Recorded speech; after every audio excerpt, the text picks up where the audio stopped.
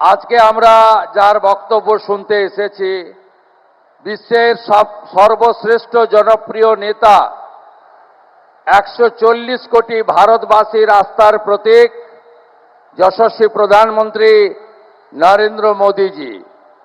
সম্মানিত মঞ্চ, আমি বাঙালি হিন্দুদের হোমল্যান্ড যিনি দিয়েছেন 1947-এর 20 জুন ডক্টর শ্যামাপ্রসাদ মুখার্জির পৈতৃক ভূমি এই হুগলি জেলা।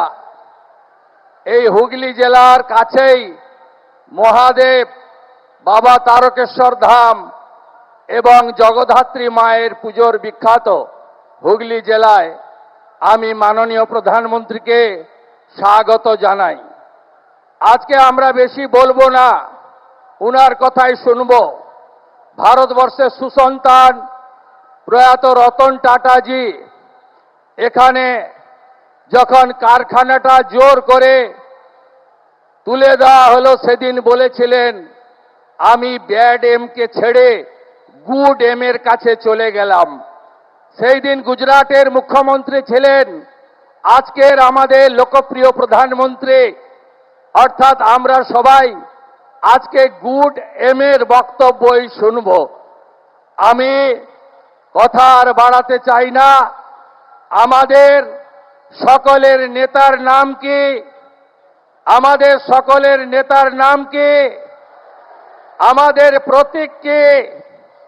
তাহলে আজকে আমরা জয়ের লক্ষ্য, পরিবর্তনের সংকল্প নিয়ে বাড়ি ফিরে যাব।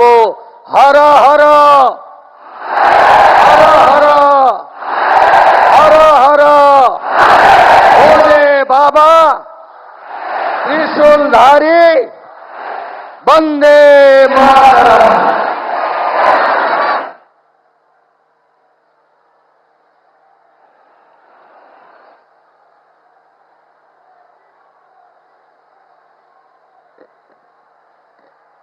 ধন্যবাদ সম্মানীয় বিরোধী দলনেতা শুভেন্দু অধিকারীকে।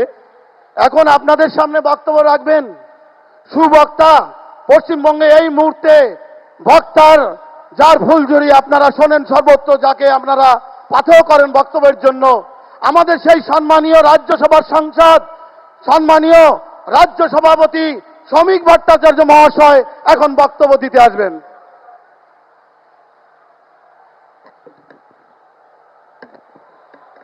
পৃথিবীর জনপ্রিয়তম রাজনৈতিক ব্যক্তিত্ব ভারতের প্রধানমন্ত্রী শ্রদ্ধেয় শ্রী নরেন্দ্র দামোদর দাস মোদী, কেন্দ্রীয় মন্ত্রী, আমাদের পার্শ্ববর্তী রাজ্যের প্রাক্তন মুখ্যমন্ত্রী শ্রী সর্বানন্দ সোনোয়াল, মঞ্চে উপস্থিত আরো দুই কেন্দ্রীয় মন্ত্রী শান্তনু ঠাকুর এবং সুকান্ত মজুমদার, বিরোধী দলনেতা শুভেন্দু অধিকারী, এখানে উপস্থিত আমাদের নেতৃবৃন্দ, বিভিন্ন পাশের জেলা থেকে আগত আমাদের সহকর্মী বন্ধুগণ, সুধী নাগরিকবৃন্দ, নির্বাচক মণ্ডলী, মা ও বোনেরা।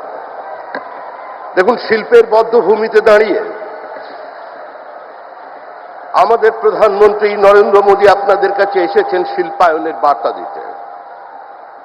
পশ্চিমবঙ্গে নতুন বিনিয়োগ চাই, কৃষি শিল্পের সহাবস্থান চাই, নতুন শিল্পে কৃষকের অংশদারিত্ব চাই। এই স্লোগান নিয়ে আমরা আপনাদের কাছে এসেছি। প্রয়াত রতন টাটা বলেছিলেন, আমার মাথার উপর বন্দুক রেখে কেউ কোনো কাজ করাতে পারবে না।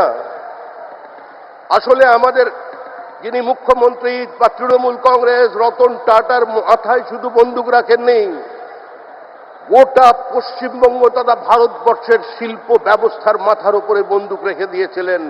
আজকে আমরা এই ব্যবস্থার পরিবর্তন করতে এসেছি। আমাদের সমুদ্র আছে, আমাদের নদী আছে, আমাদের মেধা আছে, আমাদের টাকা আছে, আমাদের সিঙ্গুরের এই জমি আছে। এখানে কৃষক জমি ফেরত পেয়েছে, কিন্তু জমি তার ফসল ফেরত পায়নি। মুখ্যমন্ত্রী সর্ষের বীজ ছড়িয়ে গিয়েছিলেন, কিন্তু এখানকার মানুষ সর্ষে ফুল দেখেছেন। তাই হুগলির মানুষ, রাজা রামমোহন রায়ের জেলার মানুষ শিল্পায়ন চান, বিকাশ চান। যে কোনো মূল্যে পশ্চিমবঙ্গের কর্মসংস্থানের শ্রীবৃদ্ধি চান, পশ্চিমবঙ্গের আর্থ সামাজিক উত্তরণ চান। ভারী শিল্পের প্রয়োজনীয়তা আছে, না হলে বেলিলিয়াস রোড, বেনারস রোডের পুনরুজ্জীবন সম্ভব নয়।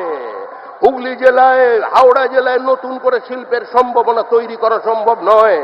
তাই আবার বলছি, আজকের এই শিল্পের বদ্ধভূমি সিঙ্গুরে দাঁড়িয়ে দেশের প্রধানমন্ত্রী, যার নাম আর উন্নয়ন সমার্থক শব্দ, যিনি ওই রতন টাটার কথায় ব্যানানা রিপাবলিক থেকে ভারতবর্ষকে চতুর্থ অর্থ ব্যবস্থায় পৌঁছে দিয়েছেন, আজকে তিনি এসেছেন আপনাদের কাছে তার বার্তা দিতে। ধন্যবাদ। বন্দে মাতরম। এবিপি আনন্দ, এগিয়ে থাকে, এগিয়ে রাখে।